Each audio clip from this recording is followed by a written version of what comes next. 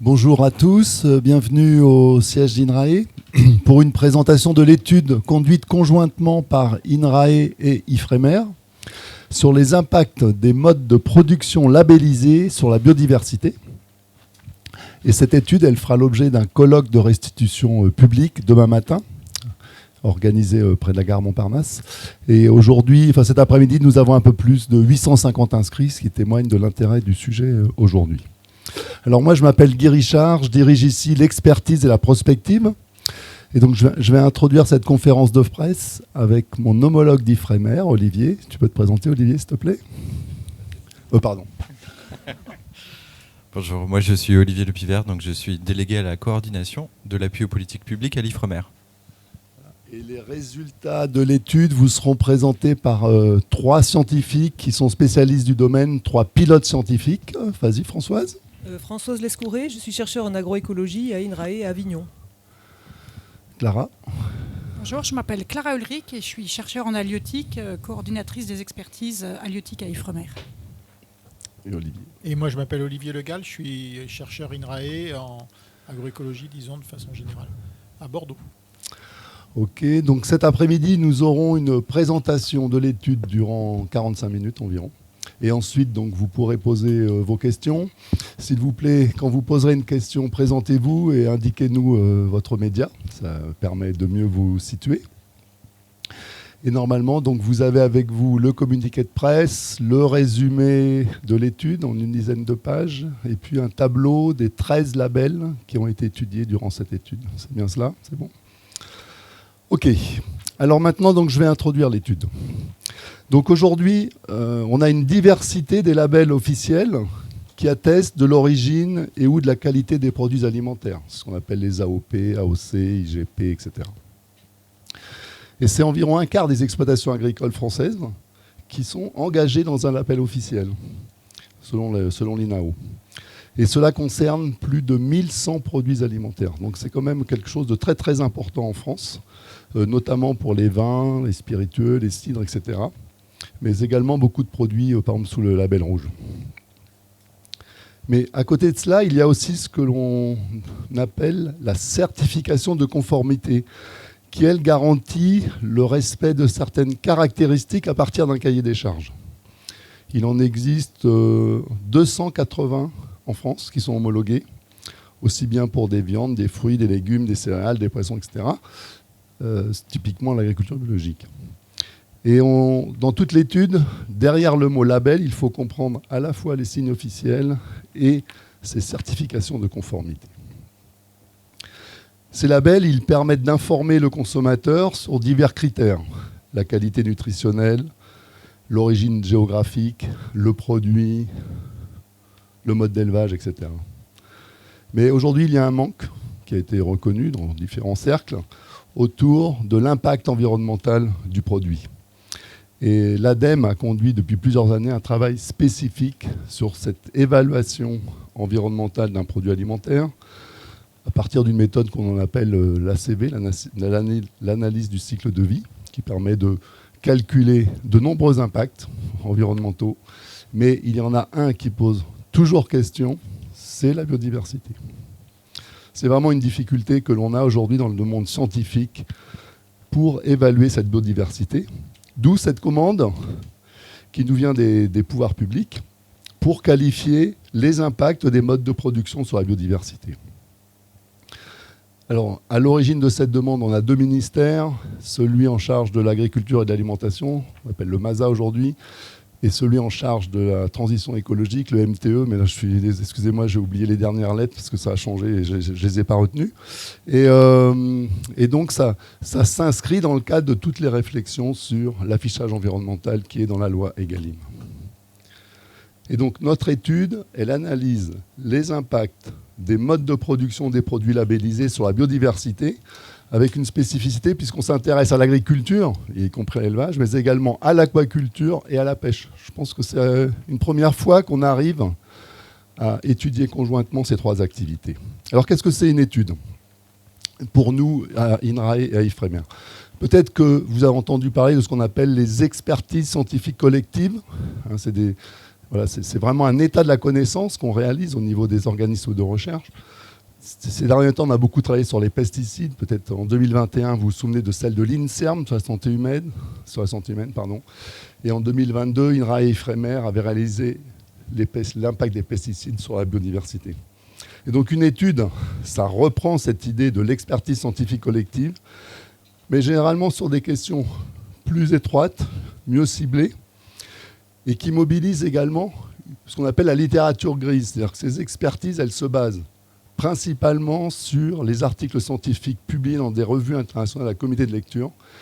Mais dans le cas d'études, on va s'intéresser également à d'autres rapports. Et sur la question de la biodiversité des labels, il y en a eu de nombreux par de plusieurs ONG. Donc ça, on va les prendre en compte, cela. Et puis en regardant les cahiers des charges, bien sûr, on s'adresse aussi à une partie de la littérature grise. Et puis une étude, on va aussi un peu plus loin, souvent dans les propositions d'action. Et ici, ça s'est vraiment traduit dans cette étude par les pistes méthodologiques de calcul de l'impact d'un ensemble de pratiques, et non pas d'une pratique, d'un ensemble de pratiques sur la biodiversité. C'est également un autre point fort de l'étude. Je laisse maintenant la parole à Olivier pour terminer cette introduction.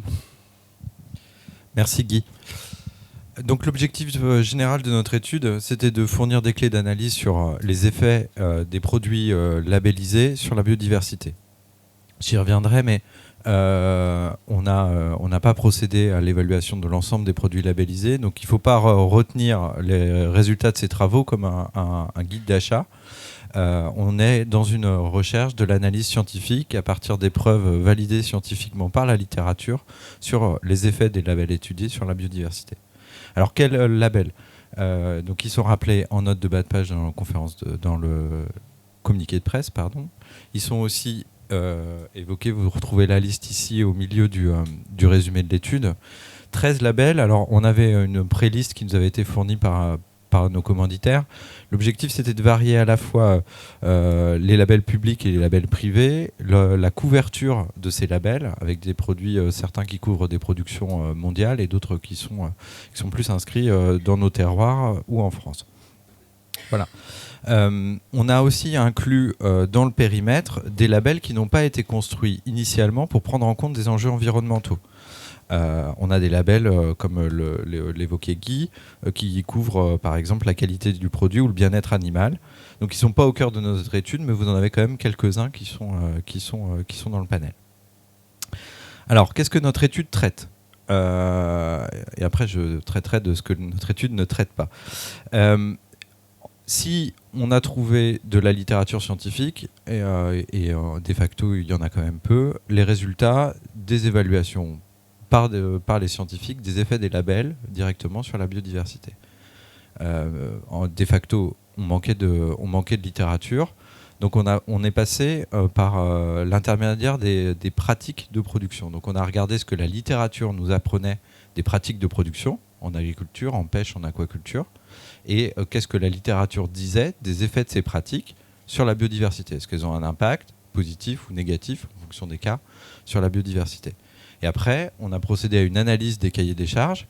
Qu'est-ce que les cahiers des charges disent de ces pratiques, ce qui nous permettait de reconstituer un effet des labels sur la biodiversité. On a, dans cette analyse des cahiers des charges, pris en compte aussi la manière dont les pratiques sont décrites, le niveau d'ambition, le niveau de contrôle, le caractère obligatoire ou facultatif. Donc voilà, tout ça sont des éléments qui nous aident à aller au bout de l'analyse. Une autre production propre de cette étude, c'est d'avoir finalement proposé des pistes méthodologiques pour quantifier l'impact des modes de production sur la biodiversité. Alors là, l'objectif, c'était de pouvoir qualifier pour l'ensemble des produits, demain, dans un contexte d'affichage environnemental, quels seraient leurs effets sur la biodiversité. Et l'idée de ce travail méthodologique, c'était aussi de fournir des pistes pour qu'on puisse à la fois contribuer à l'affichage environnemental sur le plan de la biodiversité pour l'ensemble des produits, mais en tenant compte des effets et des efforts propres qui sont conduits dans les labels. Voilà. Puis le dernier pan de cette étude, qui est plus original aussi, c'est une analyse organisationnelle, fonctionnelle et économique de l'organisation des labels. Voilà, tout ça me conduit à dire et à vous rappeler qu'il faut se retenir de considérer cette étude comme un guide d'achat. Ce n'est pas un classement des labels, même pas des labels qui sont ici étudiés. Les labels sont porteurs de différents enjeux, la qualité des produits, le bien-être animal notamment. Voilà, et ce sont aussi des enjeux à prendre en compte. Juste un dernier petit point sur le plan méthodologique. Pour conduire cette étude qui a duré 2 ans et demi, on a travaillé 29 experts, dont les 3 pilotes ici présents, se sont mobilisés sur cette étude, et qui a procédé à l'analyse de 1200 références, donc 800 articles scientifiques, plus autres productions institutionnelles ou d'ONG, dites communément littérature grise. Je passe la parole à Françoise pour les résultats de l'analyse sur la littérature et les cahiers des charges pour l'agriculture. Merci Olivier. Alors moi je vais donner quelques résultats majeurs en commençant par le fait que selon les observations directes de terrain recensées dans la littérature, l'agriculture biologique a des bénéfices avérés pour la biodiversité. Alors ici je parle d'agriculture biologique au sens large et pas seulement du règlement européen puisque nous avons mobilisé dans une littérature internationale. Donc en gros il y a un gain de richesse en espèces d'environ 30%, ça varie selon les contextes, les taxons, etc., de l'agriculture biologique par rapport à l'agriculture conventionnelle. Alors autant l'agriculture biologique est bien étudiée, autant les autres modes de production, les autres labels sont peu documentés du point de vue de leur impact sur la biodiversité. Et donc nous avons considéré que cette documentation était insuffisante pour qu'on tire des conclusions robustes sur leurs impacts. Deuxième résultat majeur, nous avons identifié à partir de la littérature 8 pratiques favorables à la biodiversité avec un niveau de confiance fort. Alors j'explique un peu ce que c'est, parce que ce n'est pas une définition universelle, c'est une définition qu'on a mis au point dans notre étude avec notre propre matériau. On considère qu'il y a qu'une pratique est favorable à la biodiversité avec un niveau de confiance fort lorsqu'elle a une majorité d'effets positifs. Je dis bien majorité, non pas, donc c'est une idée de fréquence et non pas d'amplitude de l'effet. Sur au moins 2 groupes taxonomiques. Alors, les taxons, ce sont des unités de classification du vivant. Je donne un exemple ici, les plantes et les arthropodes, par exemple. Donc sur 2 taxons et sur 2 variables importantes de biodiversité qui sont l'abondance et la diversité des communautés. A contrario, on parle de confiance modérée lorsqu'il y a un seul taxon en jeu et une seule de ces 2 variables importantes de biodiversité que je viens de citer. Alors, les 8 pratiques, quelles sont-elles ? La première, c'est l'intégration d'éléments semi-naturels dans le parcellaire et bois, mares, fossés. La seconde, c'est les rotations diversifiées. Les rotations, c'est la succession de cultures dans le temps, et en l'occurrence d'année en année, puisqu'il s'agit de cultures annuelles, sur un même espace. Par exemple, féverolles, blé, triticale, maïs. Ensuite, la présence de prairies dans le parcellaire cultivé. La réduction jusqu'à l'absence du travail du sol, l'absence de pesticides de synthèse, la fertilisation organique, par exemple les composts de déchets verts, mais il y a d'autres formes de fertilisation organique bien sûr, l'implantation de plantes de couverture. Alors des plantes de couverture, c'est des plantes qu'on met entre 2 cultures pour ne pas laisser le sol à nu, pour le protéger et éventuellement pour l'enrichir, par exemple du seigle ou de la féverolle. Et enfin les cultures associées, qui sont des cultures cultivés en même temps sur le même espace, par exemple des mélanges de céréales ou une céréale et une légumineuse. Alors la troisième chose importante qui est en lien avec ce que je viens de dire, c'est que la majorité des labels que nous avons étudiés pour l'agriculture, c'est-à-dire 10 labels, prennent en compte dans leur cahier des charges au moins une pratique favorable à la biodiversité avec un fort niveau de confiance. Et enfin, le dernier message important pour cette rubrique, c'est que les 3 labels biologiques, c'est-à-dire le règlement européen bio, Déméter et Nature et Progrès, sont ceux qui prennent le plus en compte de pratiques favorables à la biodiversité avec un fort niveau de confiance, de manière obligatoire et ambitieuse dans leur cahier des charges. Alors, manière obligatoire, ça se comprend, il n'y a pas besoin de l'expliquer, c'est une obligation dans un cahier des charges. Par contre, le niveau d'ambition, nous avons proposé une définition à nous pour les besoins de l'étude, qui est une référence à la réglementation ou au niveau des pratiques moyennes. Par exemple, dans la politique agricole commune, on peut bénéficier d'une aide si plus de 4% de la surface agricole utile de l'exploitation est dédiée aux éléments semi-naturels. Donc on considère que ce qui est au-delà de ces 4%, c'est ambitieux, et ce qui est en deçà, c'est moins ambitieux. Je passe la parole à Clara. De la pêche et ensuite donc de l'aquaculture. Alors là, pour la pêche, on est dans un milieu qui est très différent par rapport à ce qu'on vient d'entendre sur l'agriculture. La pêche, c'est une activité d'extraction. On est sur des ressources qui sont sauvages, qui sont partagées. On est dans des milieux naturels et qui ne sont pas privatisés. Et donc, c'est vrai qu'on étudie depuis longtemps l'impact de la pêche sur les écosystèmes. C'est le cœur du métier de la science halieutique. Mais on les compare sur un point de référence qui sera plutôt un milieu naturel, non dégradé. Et donc c'est très différent des conditions de l'agriculture où là on était sur de la production et puis où le point de référence c'était le milieu presque le plus dégradé possible, c'est-à-dire l'agriculture conventionnelle. Donc là c'est sûr qu'on va partir beaucoup plus dans cette idée de pratiques impactantes plutôt que de pratiques favorables. Alors en pêche il y a un label qui est très dominant, c'est le label qui s'appelle MSC, qui existe depuis 25 ans. Il est déployé à l'international et il est très présent sur la production mondialisée des produits de la mer. Le thon, le colin d'Alaska, enfin voilà ce qu'on va retrouver en supermarché ou dans des boîtes. Et depuis 25 ans, c'est vrai qu'il a quand même une littérature qui est assez importante, scientifique, littérature grise. Il y a beaucoup de rapports techniques, les rapports d'audit sont tous publics et il y a beaucoup de rapports d'ONG. Alors qu'est-ce qu'on a pu apprendre sur ce label? Alors tout d'abord, c'est un label qui offre quand même des garanties fortes en termes de non-surpêche et en termes de bonne gestion, de bon suivi scientifique des ressources ciblées, des ressources exploitées par la pêche. Et donc ça, c'est vraiment en lien avec l'objectif mondial, le tout premier objectif de la pêche durable, c'est cet objectif de non-surpêche qu'on va retrouver dans l'objectif mondial qui s'appelle le RMD, rendement maximum durable, et puis aussi dans les objectifs de développement durable des Nations Unies, et c'est ce premier critère-là. Mais ce qui nous a beaucoup plus occupé les discussions, c'est que le bénéfice sur la réduction des autres labels sur les écosystèmes, donc en particulier l'impact sur les fonds marins, l'impact sur les captures accidentelles, c'est des sujets qui ont pris énormément d'importance ces dernières années. C'est beaucoup plus difficile à démontrer parce que ça dépend aussi de par rapport à quoi on va comparer. Donc on a beaucoup discuté ça dans le rapport. Et donc c'est un label globalement qui reste controversé aux yeux de certaines ONG parce que c'est vrai qu'il incarne finalement un débat aussi très actuel aujourd'hui. La majorité des pêcheries qui sont certifiées par le MSC aujourd'hui sont, comme je disais, des pêcheries sur ce marché international. C'est plutôt des gros bateaux avec des chaluts, des seines qui prennent des gros volumes. Donc des pêcheries qu'on va considérer par nature plus impactantes, même si à titre individuel, les pêcheurs qui sont certifiés utilisent les meilleures pratiques selon le label.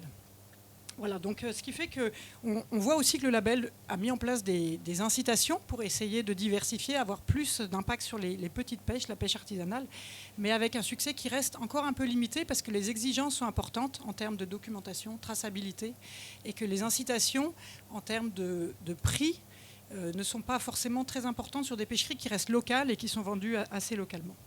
La deuxième partie de notre travail, c'était de comparer donc ce label qui est très international et assez ancien avec un label français public qui s'appelle l'écolabel pêche durable, qui est porté par les ministères français et qui ne certifie aujourd'hui que quelques pêcheries, plutôt des petites, peu nombreuses, globalement peu impactantes.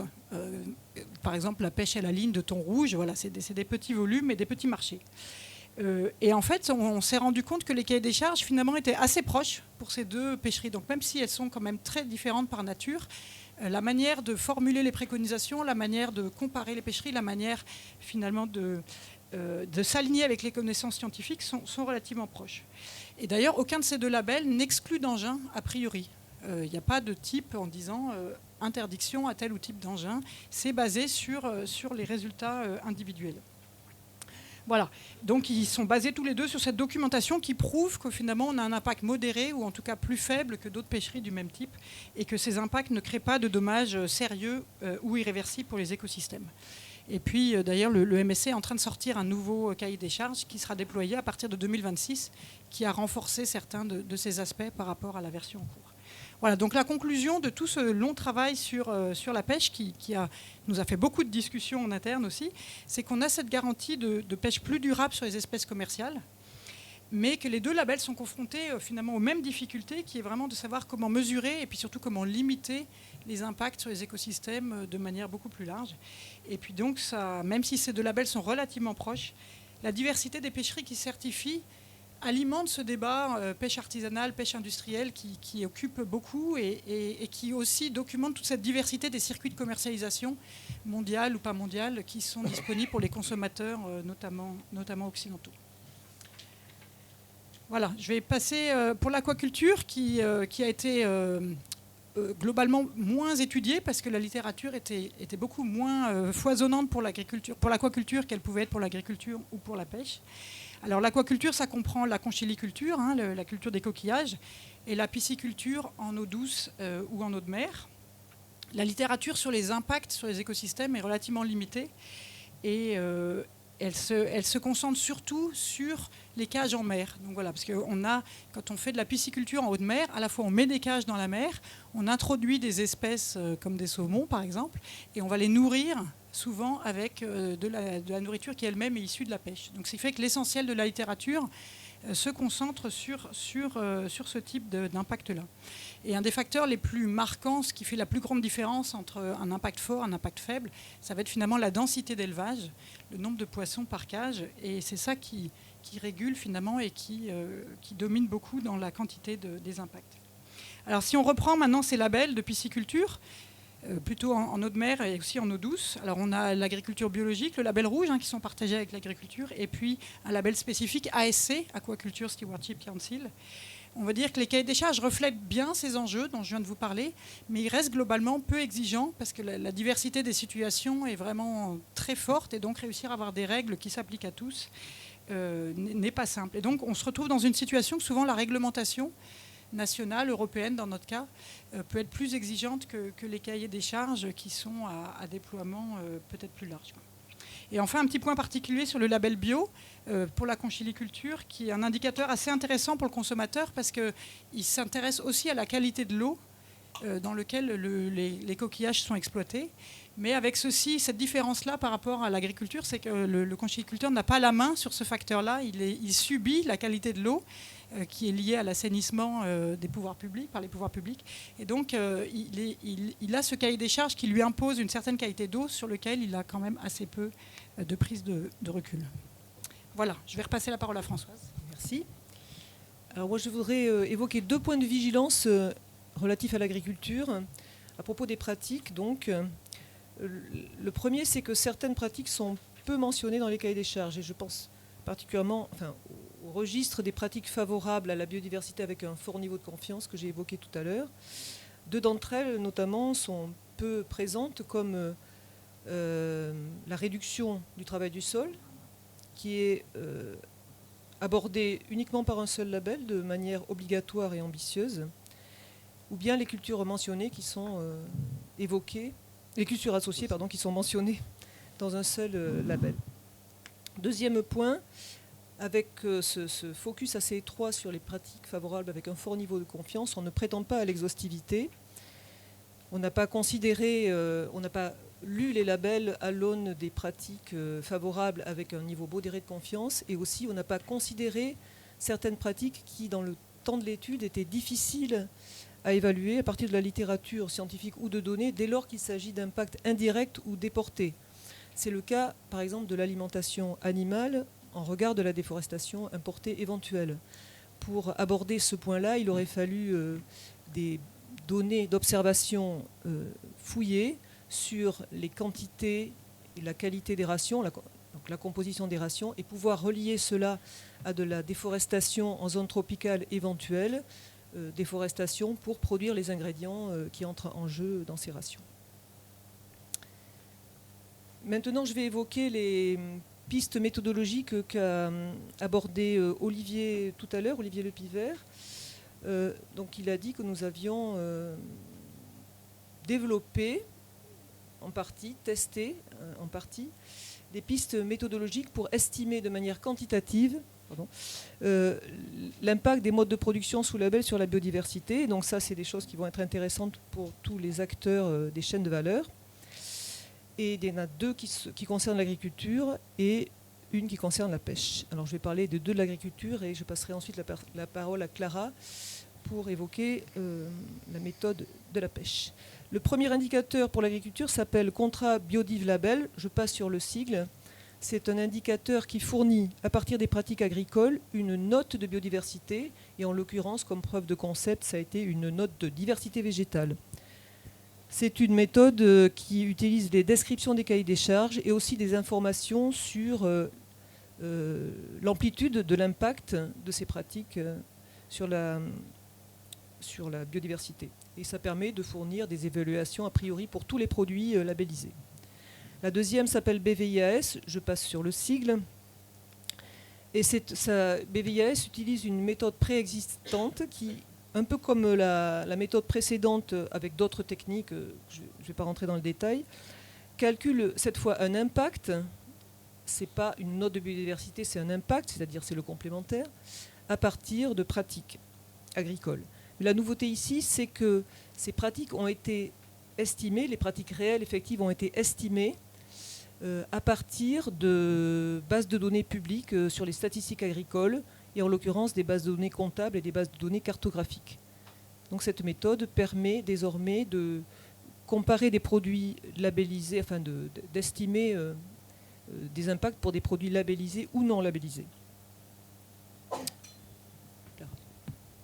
Voilà, donc brièvement pour la pêche, alors là on n'a pas développé une nouvelle méthode, mais on a conduit une réflexion sur la comparaison entre l'information qui est fournie par les labels sur quelques produits certifiés, et puis une méthode qui est en train d'être développée par la Commission européenne, un scoring un peu à l'instar du Nutri-Score, donc c'est-à-dire des lettres qui vont à peu près de A à E, et qui serait disponible sur l'ensemble des produits qui passent sur le marché européen. Donc à la fois ce qui est produit par les pêcheries françaises et puis ce qui serait importé de partout dans le monde. Et donc c'est un scoring relativement simple qui s'applique sur des données qui sont disponibles pour tous ces produits-là et qui à la fois va pouvoir scorer à la fois un indice de surpêche, un indice d'impact sur les fonds marins et un indice de capture accidentelle, donc de risque d'impact sur les fonds marins et risque d'impact de capture accidentelle sur la base de l'espèce qui est ciblée et de l'engin avec lequel il est capturé. C'est une information qui est disponible sur les étals. Et donc, on a pu faire un peu cette comparaison de qu'est-ce que ça veut dire un scoring générique moyen par rapport à un travail de certification où là, on va aller vraiment dans le détail, bateau par bateau, jour de pêche par jour de pêche, sur quelques bateaux, avec une information très détaillée par rapport à une information beaucoup plus générique, beaucoup plus facile, et avec dans quels endroits c'est cohérent, dans quels endroits ça ne le sera pas, et le genre de questions qui vont se poser quand l'affichage environnemental va arriver par rapport à des produits qui sont déjà labellisés par ailleurs. Voilà. Donc je passe maintenant la parole à Olivier pour conclure sur les enseignements. Merci Françoise et Clara. Donc un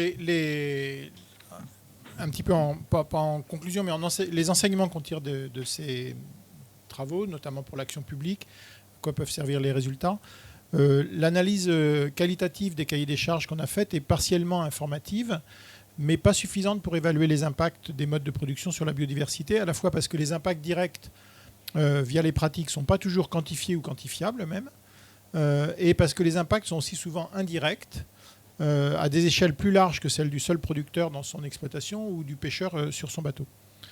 Les impacts directs via les pratiques ne sont pas toujours quantifiés ou quantifiables. D'ailleurs, un certain nombre de prescriptions dans les cahiers des charges sont, par exemple, plutôt des interdictions ou des restrictions, mais ne précisent pas par quoi les pratiques ou ce qui est interdit est remplacé.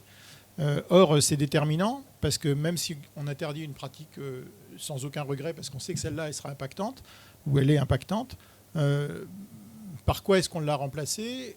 Est-ce qu'on l'a remplacée ? Par quoi on l'a remplacée ? Est-ce qu'on a, à la place, adopté une stratégie différente qui évite d'y avoir recours sans avoir à la remplacer ? Il n'y a pas uniquement remplacer les choses, on peut aussi éviter d'avoir recours. Donc ça c'est déterminant. Or, ce n'est pas donné dans les cahiers des charges en général. Les impacts sont souvent aussi indirects, à des échelles plus larges que celles du seul producteur, donc sur son exploitation. En agriculture, par exemple, l'échelle du paysage est très rarement, peut-être jamais, ou très rarement prise en compte dans les cahiers des charges. Ce que décrivent les cahiers des charges, c'est les conditions de production, au mieux, des fois ils ne disent pas grand-chose d'ailleurs, mais au mieux ils décrivent les conditions de production dans l'exploitation, donc sur la parcelle agricole dans l'exploitation, dans la ferme, etc., mais pas l'organisation des exploitations dans le paysage ou l'organisation du paysage autour des exploitations. En pêche, la durabilité se définit souvent sur la préservation du stock de l'espèce ciblée, c'est ce que disait Clara tout à l'heure. Par exemple, les anchois, les thons, etc. On fait en sorte que la ressource soit durable, c'est-à-dire qu'on puisse continuer à en pêcher, qu'on ne les pêche pas tous là maintenant pour qu'il en reste plus demain. Mais les impacts sur la biodiversité non ciblés, Clara le disait tout à l'heure aussi, sont très peu pris en compte dans les cahiers des charges, encore à ce jour. Il y a des pistes d'amélioration, on essaie de dégager des pistes d'amélioration. Alors, par ailleurs, il faut prendre en compte, c'est ce que disait aussi, je crois, Françoise tout à l'heure, le caractère obligatoire et ambitieux des mesures. Les mesures qui sont obligatoires, elles structurent généralement la cohérence elle-même du cahier des charges et l'ambition. Mais celles qui sont... et c'est là qu'on retrouve l'essence de ce qu'est l'analyse des effets sur le terrain, on va dire. Mais celles qui sont des fois incitatives, elles peuvent être importantes elles aussi. Mais simplement, on ne peut pas les certifier par le label jusqu'au consommateur. Un label, par ailleurs, c'est une démarche volontaire engagée. Le mode pour les producteurs, par exemple, le mode de fonctionnement des systèmes labellisés, il peut aussi jouer un rôle, et il peut aussi jouer sur l'importance dans l'effet du label sur la biodiversité, parce que ce mode de fonctionnement, il va influer à la fois la capacité des producteurs à adhérer au label, si ce n'est pas trop contraignant, ça va être plus facile d'adhérer. Et puis, du coup, c'est moins ambitieux, donc c'est moins impactant. Donc cette espèce de bascule-là, de balance, c'est quelque chose qui se retrouve dans l'animation, dans le design institutionnel qu'on a appelé du label, de chaque label.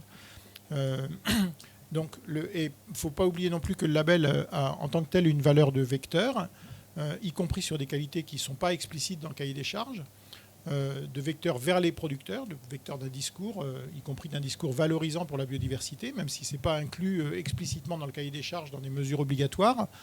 Ça peut être incitatif, il peut y avoir un discours de l'instance label en direction des producteurs, et ça peut être positif, et vers les consommateurs aussi, avec bien sûr, à ce moment-là, s'il y a une disjonction entre le discours que porte le label et ce qui est inscrit réellement dans les cahiers des charges, même si c'est positif parce que ça incite, on voit bien qu'il y a un risque de greenwashing. Et voilà.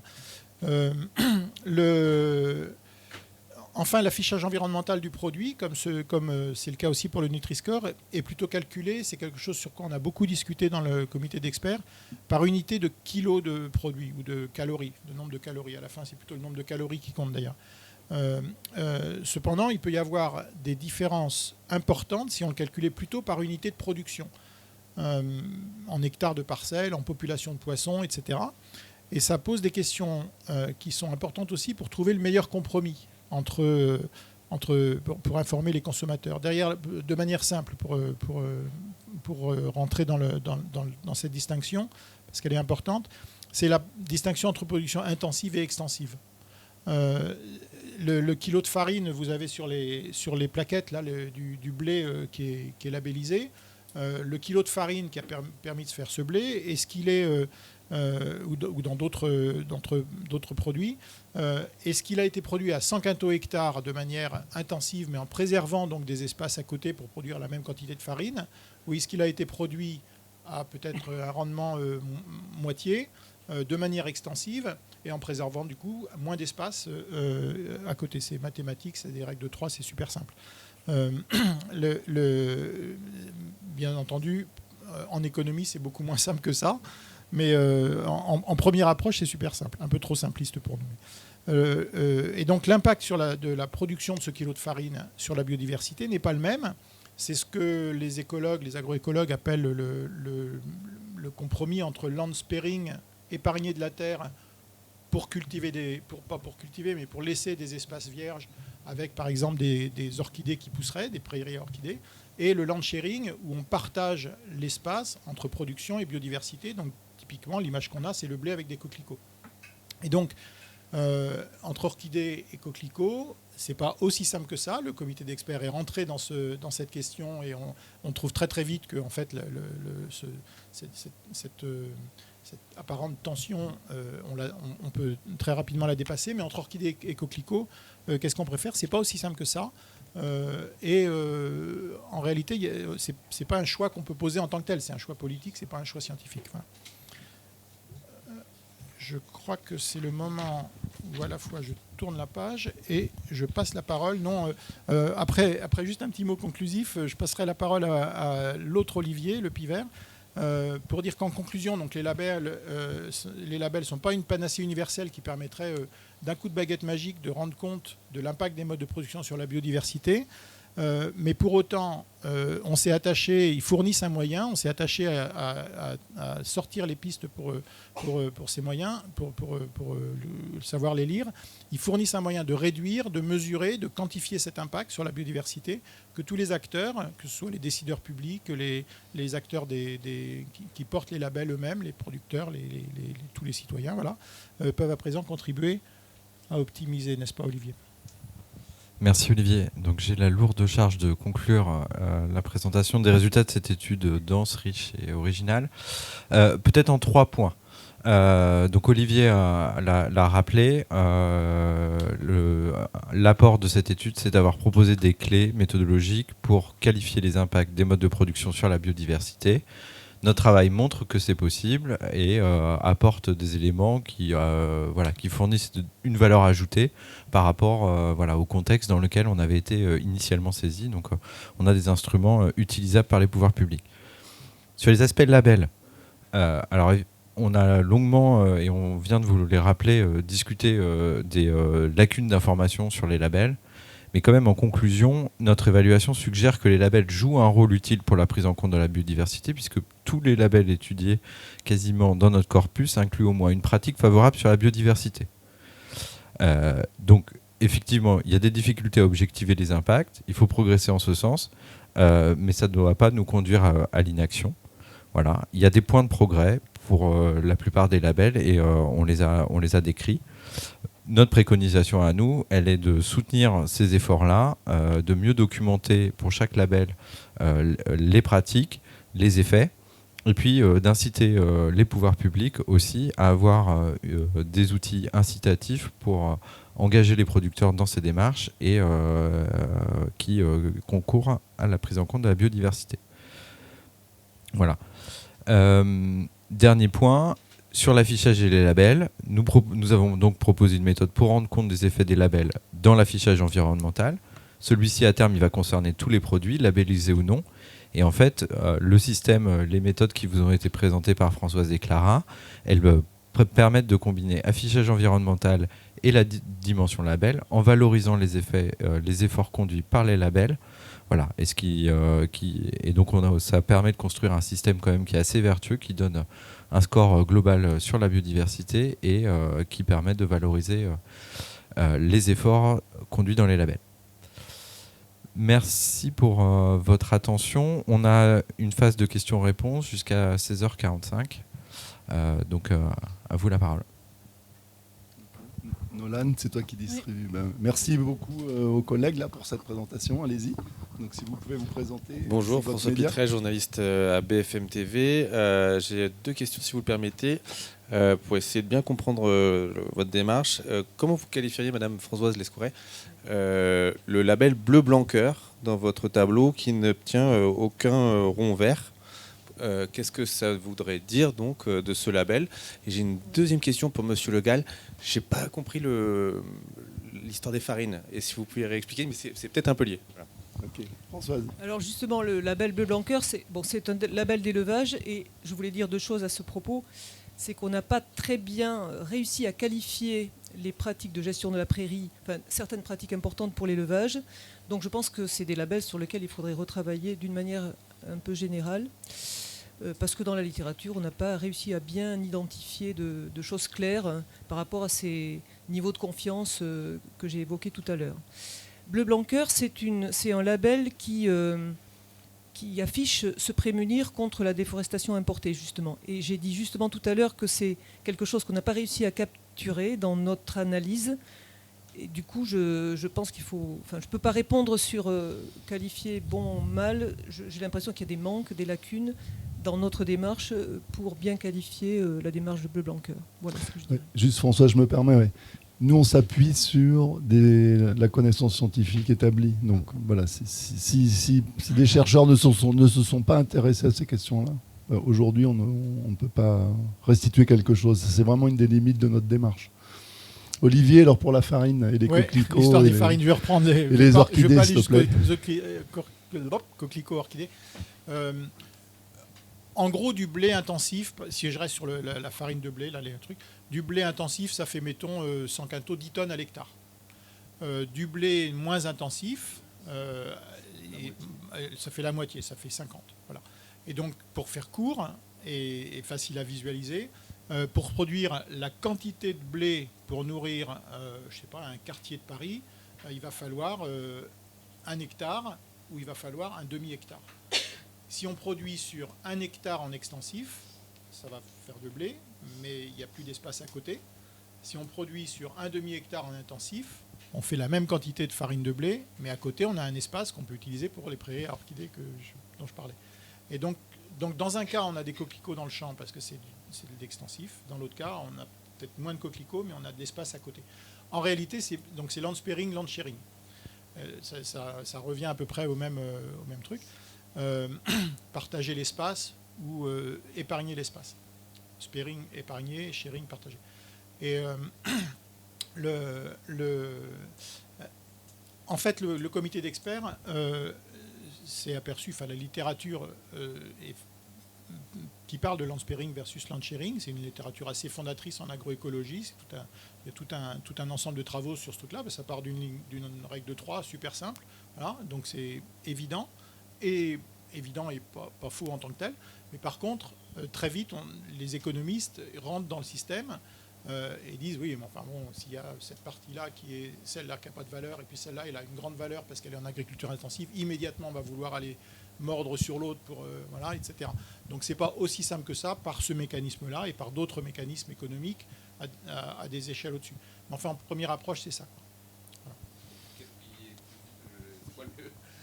Et bien, après, ça dépend si on préfère les coquelicots ou les orchidées. Et donc, à la fin, c'est une question politique. Et c'est le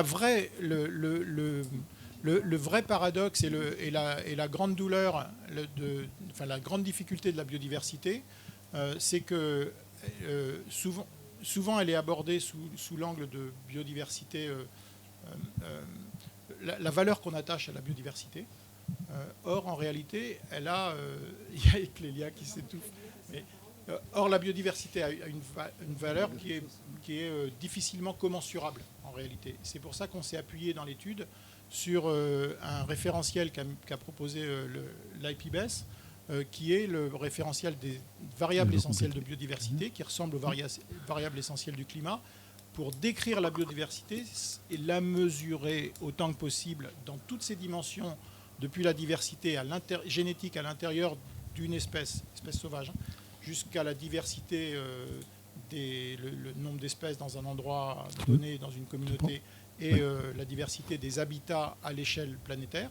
Donc pour décrire tout ça, mais c'est très difficile d'attacher une valeur particulière à un taxon versus un autre. Bon, c'est une question très très controversée dans le monde scientifique, vous avez compris, mais il y a Clélia qui voudrait apporter un complément. Clélia, c'est une des 29 expertes du comité. Vas-y Clélia, s'il te plaît, merci. Oui. Bonjour à tous. En effet, je confirme que c'est une controverse qui existe depuis plus de 20 ans dans la littérature scientifique.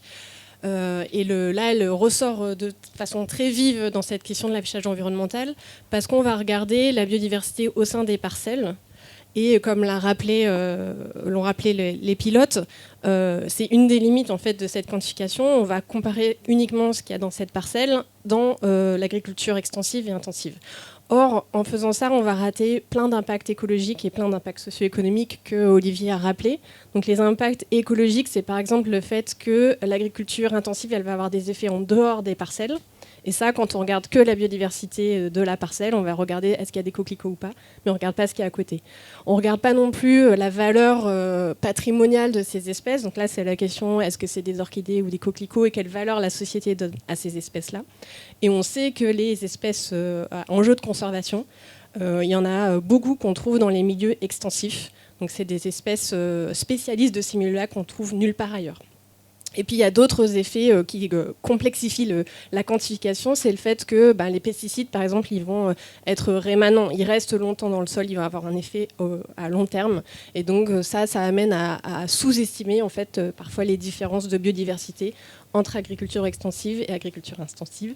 Et puis il y a aussi des effets cumulés dans l'espace. Quand on regarde une parcelle, c'est un endroit donné. Quand on regarde une région, en fait, la biodiversité, elle a cette particularité de ne pas être additive. Donc on ne peut pas savoir quelle est la biodiversité d'une région avec tel type d'agriculture, juste en regardant ce qu'il y a dans chacune des parcelles. C'est un peu la complexité de cet objet. Et puis il y a tous les impacts socio-économiques classiques, le fait que des gens qui ont des régimes alimentaires avec plus de bio, par exemple, vont avoir aussi des régimes alimentaires plus végétariens, végétalisés. Et donc, globalement, ces régimes-là, ils ont un impact en termes de surface beaucoup plus faible et donc un impact sur la biodiversité plus faible. Voilà. Tout ça, c'est des trucs qu'on a regardés dans l'étude et qui se... Merci beaucoup Clélia elle pourrait continuer, mais on va s'arrêter là parce que c'est vraiment la spécialiste. Merci beaucoup Clélia. Est-ce que vous avez d'autres questions? Oui, Il y avait bonjour. Oui, Olivier Monod pour Libération. J'ai 3 questions. Vous avez parlé du MSC et pour dire le mot, c'est la polémique qu'ils ont avec Bloom, qui leur reproche principalement en fait de continuer le chalutage. Alors finalement, dans votre étude, vous, est-ce que le chalutage est nécessairement néfaste pour la biodiversité générale ou pas? Ça, c'est la première question. La deuxième question, c'est par rapport au label HVE. Je sais que les tenants du bio sont assez critiques sur le fait que notamment la PAC subventionne le HVE ou le bio un peu de la même manière. Est-ce que d'un point de vue de la biodiversité, ça a un sens de subventionner de la même manière le bio et le HVE ou pas? Et vous parlez beaucoup d'affichage environnemental. Est-ce que le but in fine, c'est d'avoir un Nutri-Score, un biodiversité score sur les produits alimentaires ou autres d'ailleurs? Ok. Merci. Alors, on va essayer de répondre, parce que même certaines questions là s'adressent peut-être à certains ministres, mais on va essayer de répondre. Alors, Clara, tu commences par le MSC, s'il te plaît? Oui, votre question, c'est la question, je dirais. C'est vraiment celle-là qui incarne le plus toute la difficulté de la question. Et je vais répondre en plusieurs éléments. Mais d'abord, il faut se dire pourquoi est-ce que le MSC est encore là 25 ans après? C'est parce que c'est vrai que depuis 25 ans, depuis que ce label est né, il est né parce que l'enjeu premier, il y a 25 ans, et encore aujourd'hui, dans une forte mesure, c'était la surpêche. Et donc, c'est vrai que, de facto, ce label, il s'est surtout d'abord intéressé. La surpêche, c'est pas comment on pêche, c'est combien on pêche. Donc, c'est vrai que la surpêche, c'est la quantité de poissons morts par la pêche, peu importe la manière dont ils ont été attrapés. Donc, voilà, le MSC est né de cet enjeu de vouloir réduire la surpêche, et donc de vouloir réduire les captures en les contrôlant mieux, en les suivant mieux scientifiquement.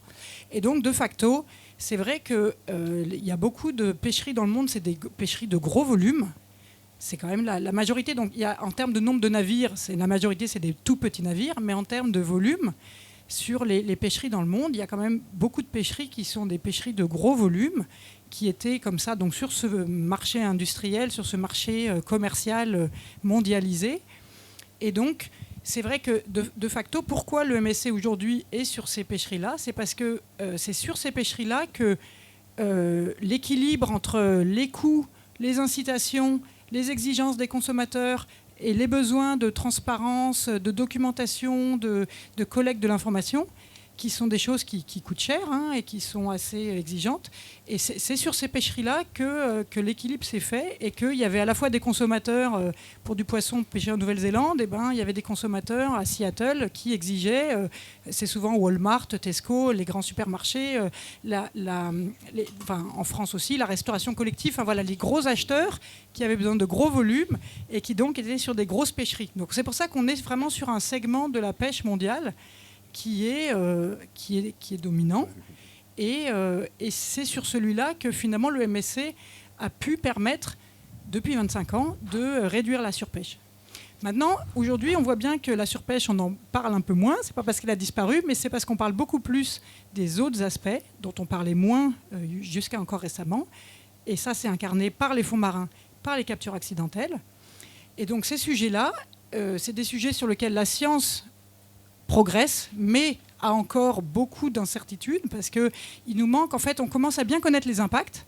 On est capable de mesurer, de comparer un chalut avec un filet, par exemple. Mais après, on se pose plein de questions ça dépend des endroits. Il y a des endroits qui sont plus ou moins résistants, d'autres qui sont plus ou moins vulnérables. Et puis qu'un chalut par rapport à 500 filets, voilà, il y a tout ce côté en fait, de densité cumulée, collective, qui fait qu'on ne peut pas juste comparer un bateau avec un autre bateau. Ça, on sait le faire. Mais que quand il s'agit de se dire est-ce qu'ils ont un impact fort, pas fort sur l'écosystème, eh ben, on est dans des choses sur lesquelles la science va apporter de l'information, mais pas forcément des réponses très tranchées. Donc ça, c'est pour ça que les labels se retrouvent dans cette situation, qui doivent prendre une décision, je labellise, je ne labellise pas, sur de la science qui n'est pas complètement conclusive. La science va fournir de l'information, mais pas forcément une réponse aussi simple, binaire, oui, non, oui, non. Et donc, c'est ça qui crée un petit peu ce sujet-là. Donc aujourd'hui, ce qu'on peut dire, c'est qu'on est à cette croisée des chemins, c'est-à-dire que nos bateaux, ils ont 25 ans, le même âge que le label à peu près. Le chalutage, aujourd'hui, c'est un peu un héritage des années 70, des bateaux qui sont vieux, des bateaux qui sont énergivores, des bateaux qui sont impactants, et qu'il y a tout ce besoin d'imaginer la pêche de demain. Et voilà, donc il faut vraiment se dire, le MSC, qu'est-ce qu'il fait aujourd'hui ? Qu'est-ce qu'il faisait hier ? Pourquoi est-ce qu'il est arrivé dans cette situation-là ? Donc effectivement, pour répondre à votre question, le chalut, c'est impactant. On a bien décrit tout ça. Et les labels pêche comme aquaculture se concentrent, dans un premier temps, on parlait des mesures obligatoires et ambitieuses. Les mesures obligatoires, c'est minimiser les risques. Donc c'est-à-dire, c'est un petit peu éviter la zone rouge en premier lieu. Ne pas avoir d'impact qui soit sérieux ou irréversible. C'est le premier niveau obligatoire. Et maintenant, la discussion, elle devrait être que c'est peut-être pas suffisant. On ne devrait pas seulement limiter les risques, mais on devrait aussi viser le bon état, viser les impacts minimaux. Et donc, c'est toute cette question qui vaut aujourd'hui. Donc, ce qui vaut pour le MSC, ça vaut pour toutes les questions autour de la pêche. Et ça s'incarne dans cette question du MSC. Merci beaucoup pour cette réponse, Clara. Alors, je vais passer la parole à Françoise pour HVE.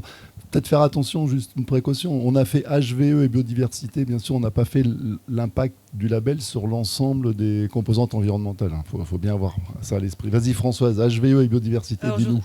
Je répète d'abord qu'on n'est pas dans une idée de jugement des labels les uns par rapport aux autres. C'est sur quoi a insisté beaucoup Olivier Lepivert tout à l'heure. Donc, on n'est pas dans l'idée de dire HVE, c'est moins bien que ceci ou que cela. Ce qu'on peut dire, c'est deux choses importantes. Il n'y a pas de données scientifiques de suivi de biodiversité pour HVE. Et les suivis, les observations directes, c'est l'épreuve du feu de toute façon. C'est vraiment nécessaire pour tous les labels pour savoir en fait leur impact réel sur la biodiversité. Et la deuxième chose qu'on peut dire, alors je pense que votre réflexion c'est aussi en référence avec le tableau là qui est dans le résumé. On voit un tableau avec des bulles bleues qui croisent les différents labels et 8 pratiques favorables avec un fort niveau de confiance. Et ce qu'on peut noter, c'est que HVE a beaucoup de bulles bleues, c'est-à-dire il y a pas mal de mesures qui sont évoquées, quand même souvent avec un assez faible niveau d'ambition et pas de façon obligatoire. Et donc l'obligation, on considère que c'est quand même un levier majeur pour le fonctionnement des labels. Alors par contre, on peut noter qu'il y a quand même une bulle bleu foncé là, sur l'intégration d'éléments semi-naturels dans le parcellaire, qui est quand même quelque chose de très important pour la biodiversité, sur lequel nous devons insister, parce que c'est ça qui fait les habitats de la biodiversité, c'est ça qui construit les corridors pour le déplacement des organismes vivants, mais pas de façon obligatoire. Cette évaluation de l'obligation, elle est vraiment originale dans l'étude. Ouais, Olivier, pardon, vas-y. Vas-y. Puis par ailleurs, HVE vient de changer. Et donc, nous, on a examiné, à la fois dans la littérature, on a examiné l'ancien HVE, et puis par les pratiques, l'ancien et le nouveau. Enfin, voilà. Et donc, HVE vient de changer. Ok, alors dernière question relative à l'affichage environnemental. Bon, si vous suivez l'actualité, actuellement a été mis en débat donc, ce qu'on appelle la SNANC, la Stratégie nationale alimentation, nutrition, climat, qui fait état du caractère favorable à un affichage environnemental sur la base du volontariat. D'accord ? Donc, c'est-à-dire qu'il n'y aura pas d'obligation, ce sera sur la base du volontariat. Olivier va pouvoir aller un peu plus loin. Et peut-être, Catherine, assisté ce matin à une réunion, tu pourras nous dire si tu as des compléments ou pas. Olivier, tu veux compléter, s'il te plaît ? Merci.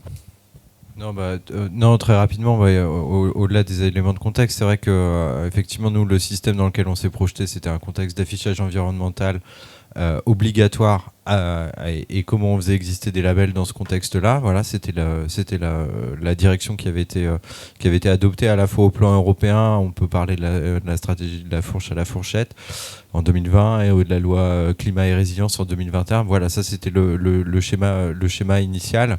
Voilà, le contexte géopolitique depuis a pas mal évolué et donc aussi le débat respectif entre alimentation et préservation de l'environnement, mais c'est pas moi le mieux placé pour le qualifier. Ok, écoutez, merci beaucoup.